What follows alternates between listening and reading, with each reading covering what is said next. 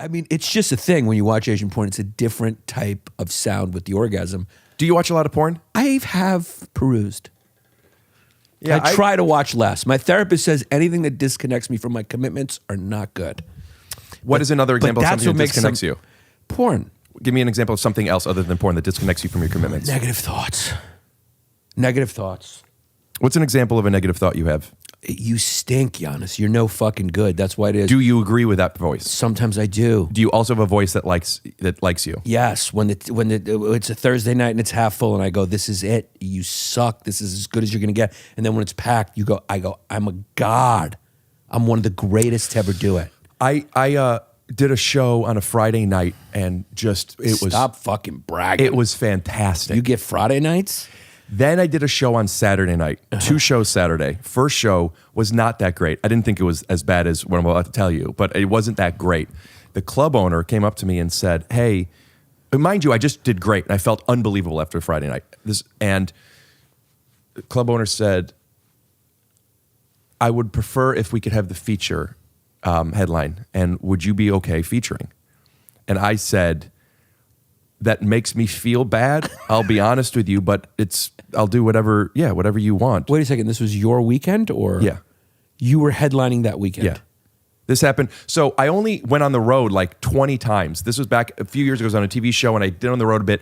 And I wasn't this was maybe my 4th time doing it. Not only my 4th time headlining, but also my 4th time, like I'm used to 15-minute sets and now I'm doing 45 plus. Real LA shit. Yeah. And she said that, and I remember feeling my feelings were hurt, but I also felt like, thank God I could do 20, you know? Yes. That's positive thinking. Well, I felt bad. I would have killed myself, yeah. I went home and I journaled that, an observation that it really changed so much for me, both in comedy, but also in just the day-to-day, which is doing poorly and doing well have the same thing in common. It gives you a feeling that isn't sustainable. It's just, I'm great, I'm bad. Whatever you feel, it only lasts an hour, a week, whatever it might be. It's not real.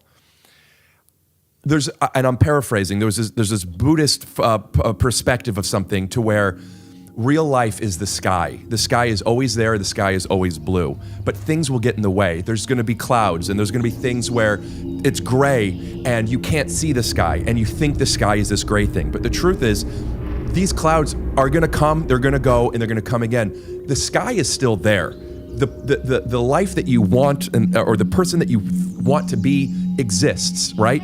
But something's in the way, and if you look up and you only see the clouds and you don't know that blue is there, then that's what reality is. But if you just know, no, this is a bad show, this is a bad feeling, it will pass. It doesn't put as much weight to that cloud, right? So like, I don't know how to control the feeling where always being confident and always being comfortable with who I am and always feeling I'm worthy and great. But I do know that when I don't feel that way, I'm drunk, or not literally, but like I'm drunk, I'm heartbroken, I had a bad this, I caught myself in a mirror and I remembered what I really, like whatever the thing is. But like, that's no realer than you crush and I'm the best, which also you don't want to take on these victories as identity either. And it helps mitigate the highs to be a little bit lower and the lows to be a little bit higher. And then you kind of find that sustainable place of, I could be better, I want to sell better tickets, I'm fucking funny, I have great friends, and I'm going to be sad tomorrow, or I won't be. That's amazing. Yeah. You know what? You don't need to give me the $3,000 I demanded to do this podcast, because that right there, my friend, was what you call invaluable payment to my soul.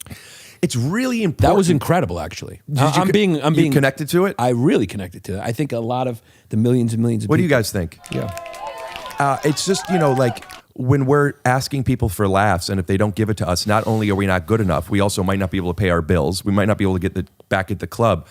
And when you feel good, you are literally a better person. So I will do a better job if I think what I'm doing is funny. So I think that a big part of the craft that comedians don't talk about, it's not just about structuring your routine, but it's also being able to find acceptance in like, this is where I'm supposed to be now. Anyway, it's given me a lot of confidence going on stage, because I used to feel, and I still often feel, I used to feel like, this isn't fucking special. You know, like there's really funny moments and then there's a whole bunch of bullshit. But like nobody's fucking special. What's special, you know, other than like killing them softly. Like how many specials could you watch where you're just like, you know, everyone, we're just a whole bunch of humans with some funny shit. Have the fucking energy, baby. Right. Don't be so mean. You're right. Yeah. That's good stuff, man. Thanks, dude. Yeah, I mean, you should see the 6th lead. Is this all in there? Are you just doing a monologue from that? It's paraphrased. Yeah. Did you come up on your own or the help of who held your hand through that? What is that? That realization. I can't tell you exactly. I mean, I go to therapy. I also listen to people's tricks all the time. I also follow so many Instagram accounts. So you saw, this is from the Tom Hanks Facebook clip, This Too Shall Pass. THFFB. Yeah, yes. Is that from that? This Too Shall Pass, and then you fucking watched that, and then you made the cloud analogy? A friend of mine told me about the cloud analogy, but I connected that was after the realization of a great set, a bad set. They're both, this feeling is not who I am. Right. But that's what I was talking about. Like, you could spin by asking yourself too many questions, but whenever something kind of comes in, if instead of, you know, it's important to feel things, but also if you like question, why do I feel this way? Have I felt this way before? What made me feel this way? Then you kind of start to make patterns of your feelings. That was a big one for me that happened like 5 years ago, where all these unrelated obstacles and issues, I started to kind of recognize the patterns of it. And when you recognize a pattern of something, you don't put it on the person anymore. Is this boring? No, It's okay. All right. That's a negative thought. That's a cloud that just got in the way of your sunshine. I just wanted to check in. I'm okay. Thank you for telling me. So was that you being I could tell you without you giving multiple choice. Yeah, was that hospitable or was that negative thought? I don't always know how people receive me. Yeah. So, and a lot of times people don't say, Rick, I'm bored, or Rick, this is annoying, or Rick, I want to get out of here. So when I catch myself talking a lot, I'll kind of give somebody an out. Like, is this okay? That's what that was. I'm just me like saying, it's like saying no obligations, but. I'm loving it. Burger King. So. Now you lost where you were. Yeah, I'll find it. Look deep. It's over there. What were we talking about? You tell me. Fucking bitch. You were telling me about how you came to the realizations. You'll say, Rick, look there. Look there. Yeah. I can give you a clue. Patterns. You're there. That's it. There were patterns. Patterns of negative thought. Remember. Yeah. So when you catch yourself getting into those patterns. So a few years ago, July of 2017, actually, I got out of a relationship that I was in that was confusing because we had been dating for 8 months, but we were really only boyfriend, girlfriend for 2 weeks. I really liked her. Wait, what? How does that make sense? Because we were like dating kind of. It was this girl who I tweeted her. I saw her on this thing. Be careful. Now you're getting into legal areas. How so? If you don't give up too much information, she may not want the story out. I'm not going to say your name on purpose. I'm very sensitive to that stuff. I don't even know if it doesn't matter. It's a girl that I dated, but I'm very sensitive about giving names. Okay. In fact, there's a saying I like, and I'm not going to tell you who said it. It's my grandma, but I'm not going to tell you which one. Okay. She would say, never say last names on a bus. You never know who's around, who's listening. Somebody could hear out of context or right. Never say just, you know what I mean? Like Right. But it's actually an amazing story, but it's too long and who cares? But right. She was working in Hawaii at the time. Who cares? It's an awesome story. Now I feel like I just want to interrupt you to see if you can remember what you were saying. So that would be a fun I game. remember. Yeah. So anyway, blah blah blah blah blah. We ended up breaking up, and it really affected me. Yeah. The breakup. I was really sad, as breakups are. Yeah. But really quickly, I realized, wait a minute, my last breakup, I felt this way, and the one before it, I kind of felt similar.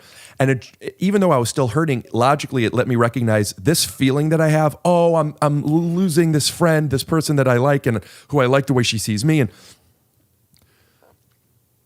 how specific could this feeling be to her if I felt it with these 3 different people? It's still, you grieve and it's sad and things are hard sometimes, but that logical voice kind of started this technique that I have now where I have like this parent that talks to the kid in me. Like literally, sometimes I'll even do it out loud. I know it's tough, it's sad, but also you felt this way before. There's something about recognizing that pattern where, I also remember I felt like I wouldn't get over it and I did. where you could just have somebody kind of coach you. So you realized it was more about you yes. and your sensitivity or your issues than it was about the object. Well, so you realized not the object, but I know the subject. Right. Let's say subject. So that's when you figured out you were just a narcissist. It was more about I know you. the joke you're making, but no. No, okay. And also I say this earlier about being selfish. It is about me. It's also about her. It's also about us. But to negate the idea that things are about us and they're irrelevant because I'm being narcissistic or selfish or I feel guilty. These are real feelings that we have. The sooner you could accept them, the sooner you could just be honest with things. And though she mattered and matters, I felt this sad way, and I was able to say, Rick, it sucks. You'll be fine. And I talk to myself now. I said this on, I just did Robert Kelly's podcast. You're friends with him? Very good friends with Robert. Oh my God. I met him in January when I reached out to you. He came for the first time. He came to my hotel. You're welcome. Because you saying no gave me the opportunity to be with him? Absolutely. He was requested more than you. No, he wasn't actually. No, he absolutely was. Around the same. Yeah. I love him. But I talked about this where like I'll even be sitting on the couch sometimes and I hate going to bed. I'm just scared of doing things all the time. And I go to bed and I have to wash up and I'm tired and then I'm going to be sitting there like, you're not tired and you try to go to bed and you're just like, now what the fuck do you want from me? And I'll sometimes be like, Rick, buddy, if you don't want to go to bed, that's fine. But at least go up, wash your face, brush your teeth. And while you're up there, if you want to go to bed, just do that. And I go, oh, okay. Like I talk to myself. So when you recognize these patterns and you have these conversations, it makes it easier to, anyway, now I'm getting bored with myself. No, so I see what you're saying. You sort of ask yourself why you're feeling the way that you're feeling. And that kind of, but that dialogue asking. with yourself makes you examine the feelings and realize that they're just clouds. They're coming and going. Yes, but on a more micro level, it gives you data to the feeling. Right. So when you're on stage and you feel bad because what? If the audience is only 200 people, you were saying? Only 200 people. I mean, only 20 people. Okay, only 20 people. Yeah. What? And you feel bad. What is the feeling? Feeling is I'm suck. I'm never going to succeed at this. My seats will never be full. People don't like me. Okay, those are three different things. Let's break those down. Okay. People don't like me. What is that? That means Why do you think people don't like you? Because they're not here. But they don't know you. Right. Most of the people that are coming to see you are not coming to see you aren't because they saw you and they're like, fuck this guy. It's that they're not invested in you yet. Right. You're right there. You just proved it's an invalid feeling that I should have asked this question. It's a valid feeling. It's valid. It matters. Yeah. It's just made up. I mean, Right. if you thought that thing, the feeling makes sense. Right. If nobody liked you, would feel bad. Right. The feeling makes sense, but the thing that you're feeling isn't real. Right.